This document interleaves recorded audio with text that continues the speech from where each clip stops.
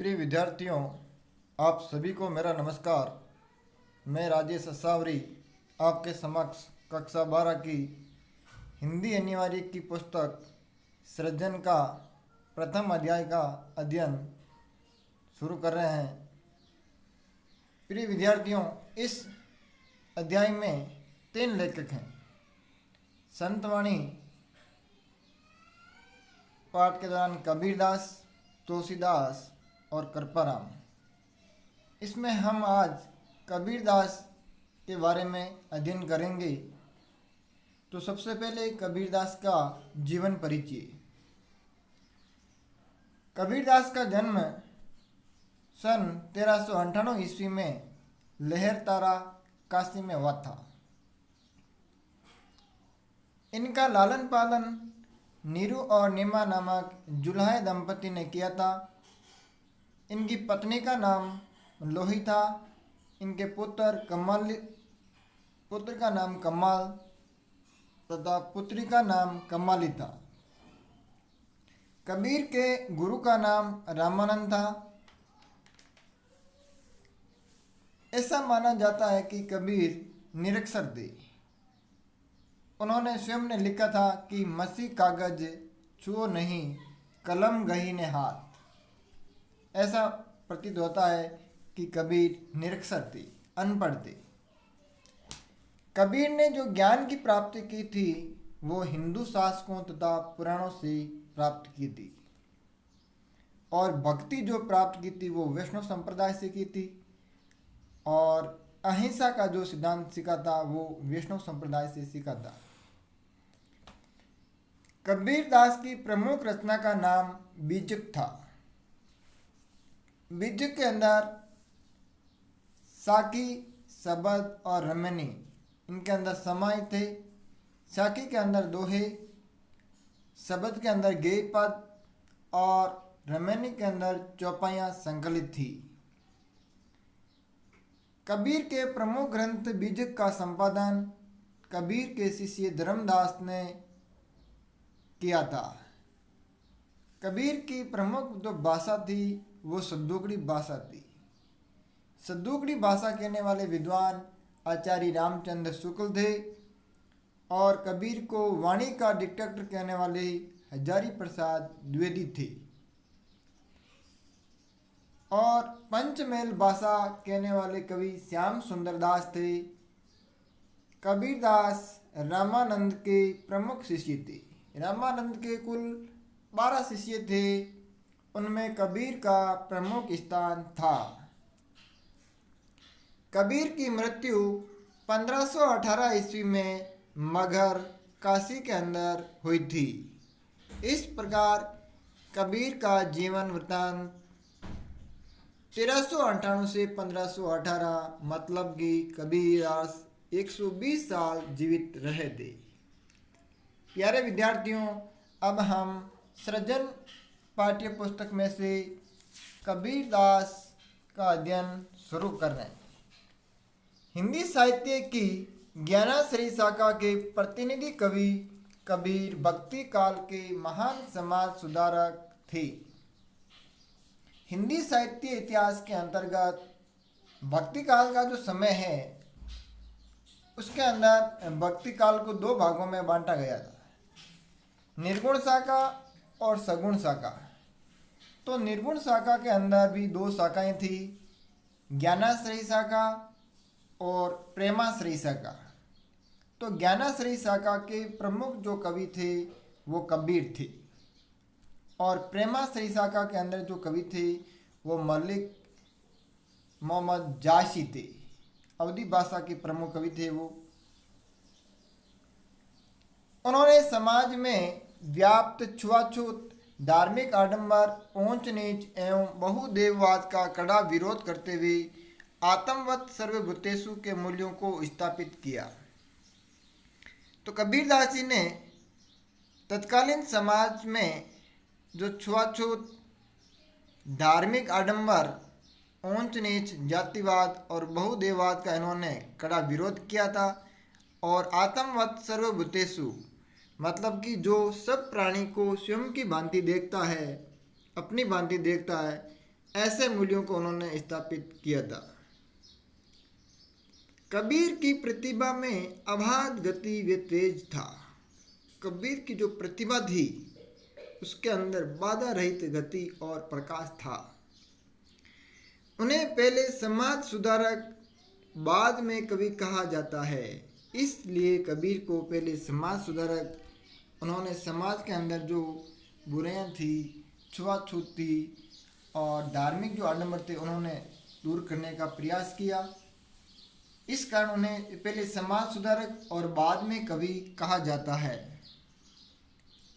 आचार्य हजारी प्रसाद द्विवेदी ने कबीर को वाणी का डिक्टेटर कहा है, यानी भाषा के ऊपर उनका बहुत ज़्यादा प्रभाव था, पकड़ थी।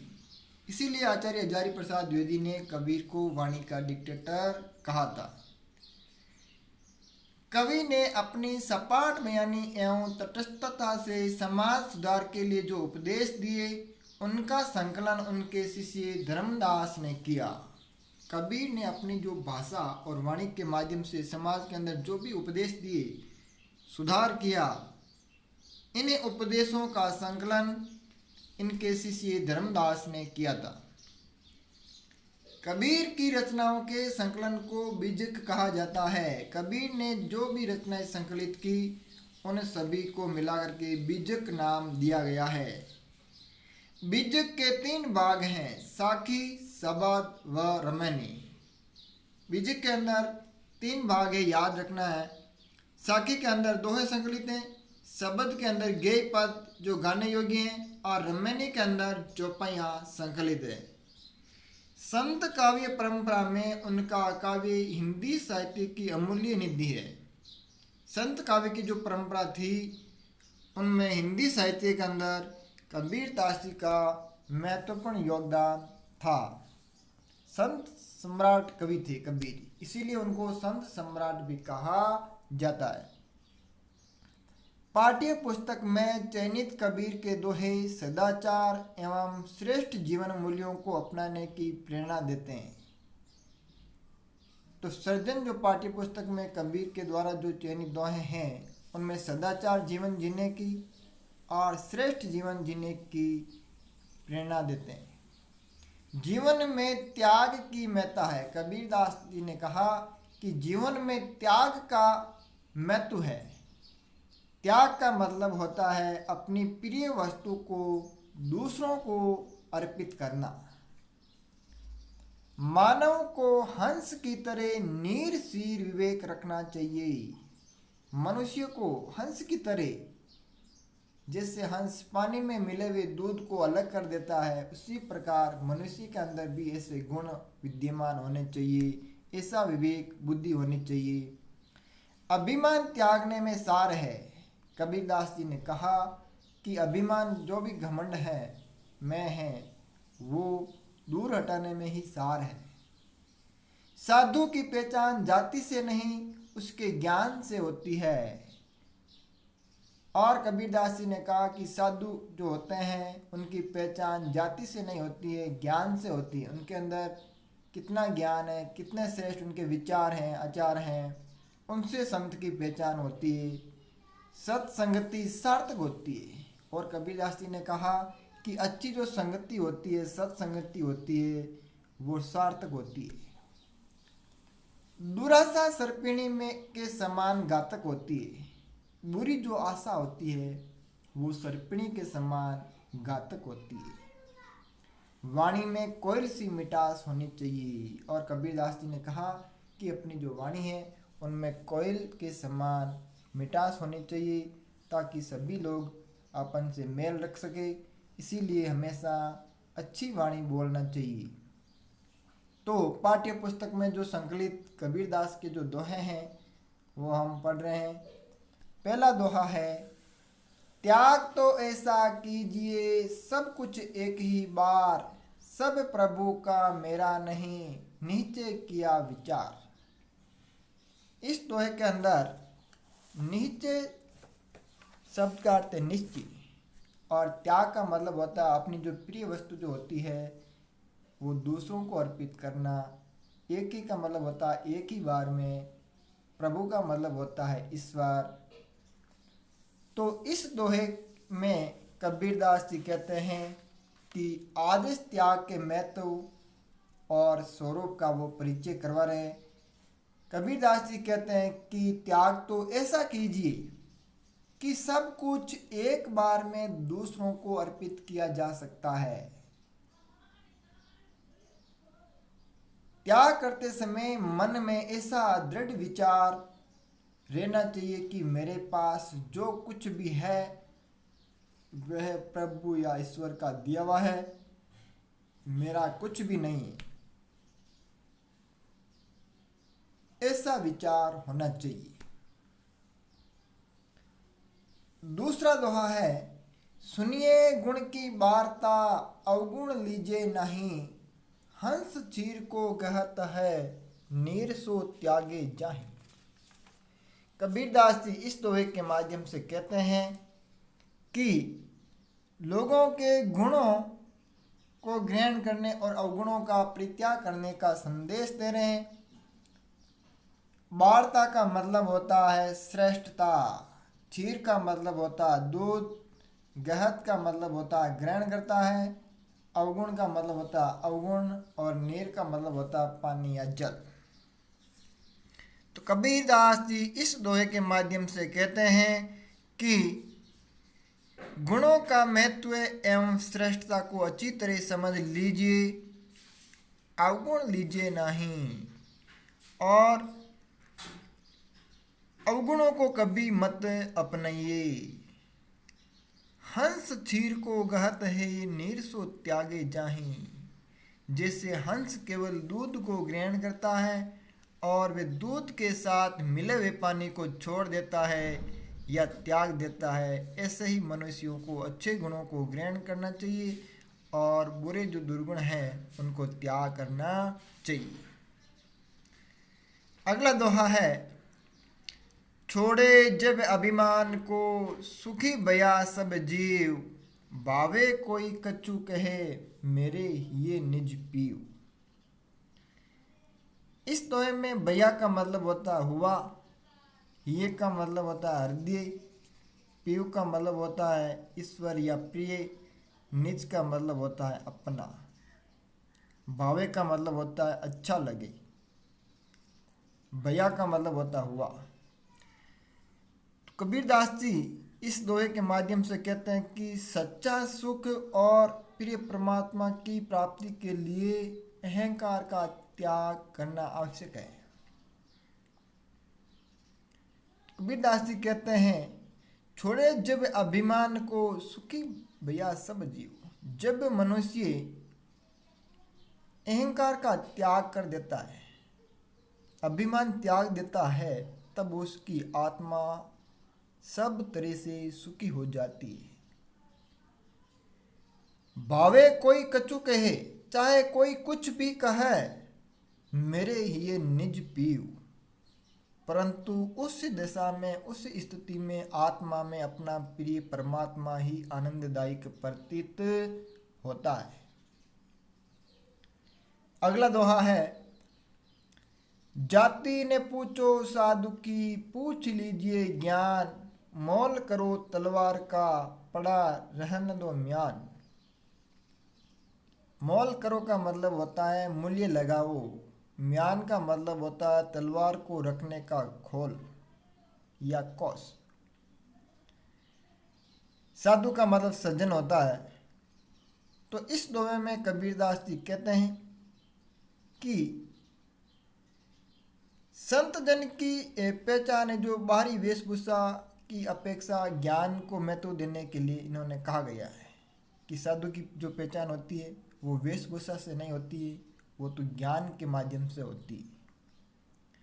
तो कबीरदास जी कहते हैं कि साधु की जाति मत पूछो, जाति ने पूछो साधु की संत जन की जाति मत पूछो, पूछ लीजिए ज्ञान, उससे ज्ञान की बातें पूछो। अथवा अर्थात साधु की जो पहचान है वो श्रेष्ठता उसके ज्ञान के आधार पर की जानी चाहिए। जैसे मोल करो तलवार का पड़ा रहने दो म्यान, जैसे म्यान की अपेक्षा तलवार का मोल करना चाहिए, उसी की श्रेष्ठता देकर मूल्य दिया जाना चाहिए। इसी प्रकार साधु की जो पहचान है वो ज्ञान के माध्यम से, उनके विचारों के माध्यम से की जानी चाहिए, बल्कि जाति के आधार पर नहीं।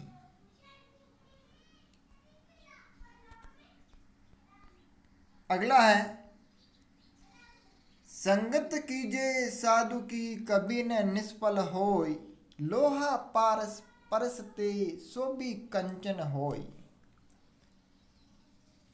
इसमें पारस का मतलब होता है, एक पत्थर होता है पारस, जिसके स्पर्श से लोहा भी सोना बन जाता है। और परस का मतलब होता है स्पर्श, कंचन का मतलब होता है सोना। इसमें कबीरदास जी ने सत्संगति के महत्व का वर्णन किया है। संगत कीजे साधु की कभी न निष्फल होई। इसमें कबीरदास जी कहते हैं कि संत जनों की संगति कीजिए, अच्छे सज्जनों की संगति कीजिए, उनकी संगति कभी निष्फल नहीं जाती है, नहीं रहती है। कभी न निष्फल हो, कभी भी बेकार नहीं जाती है, कभी भी निष्फल नहीं होती है। लोहा पारस परसते सो भी कंचन हो, जिस प्रकार से पारस का स्पर्श करने से लोहा भी सोना हो जाता है, अर्थात लोहा चाहे कैसा भी हो, वह पारस पत्थर के स्पर्श से खरा सोना भी बन जाता है। इसलिए हमें कबीरदास जी ने अच्छी संगति करने का संदेश दिया है। हमें भी अच्छी संगति करनी चाहिए। अगला दोहा है, मारिये आशा सांपनी जिन रसिया संसार, ताकि औषध तोष है ये गुरु मंत्र विचार। प्रस्तुत दोहे में कबीरदास जी कहते हैं कि डसिया का मतलब होता है डस दिया, तोष का मतलब होता है संतोष। तो इस दोहे में कबीरदास जी ने आशा को शर्मिणी के समान बताते हुए उससे बचने का उपाय बताया है, गुरु उपदेश बताया है। कबीरदास जी कहते हैं कि जिससे मारिये आशा सांपनी जिन डसिया संसार। कबीरदास जी कहते हैं कि जिससे सारा संसार अर्थात सभी लोग व्यतीत रहते हैं, उस दुराशा रूपी सर्पणी को मार दो, ताकि औषध तोष है ये गुरु मंत्र विचार। इसकी दवा संतोष है, इस श्रेष्ठ मंत्र पर विचार करके दुराशा को समाप्त कर दो। अगला दोहा है लास्ट एंड फाइनल, कागा काको धन हरे कोयल काको देत, मीठा शब्द सुनाई के जग अपनो करी लेत। इस दोहे में कबीरदास जी कहते हैं, कागा का मतलब होता है कौवा, काको का मतलब होता है किसका, अपनों का मतलब होता है अपना। इस दोहे में कबीरदास ने मधुर वाणी का व्यवहार करने का संदेश दिया है। कबीरदास जी कहते हैं, कागा काको धन हरे, कि कौवा किसके धन का अपहरण करता है, कोयल काको देत, और कोयल किसे धन दौलत देती है। मतलब कि कौवा नहीं तो किसी का नुकसान करता है और न कोयल किसी को लाभान्वित करती है। मीठा शब्द सुनाई के जग अपनों करी लेत, लेकिन कोयल अपनी मीठी वाणी सुनाकर सभी को अपना बना लेती है और सभी को प्रिय लगती है, पूरे संसार को भी वो प्रिय लगती है। तो धन्यवाद, आज के लिए इतना ही, और अगले अध्याय में हम तुलसीदास का अध्ययन करेंगे। धन्यवाद।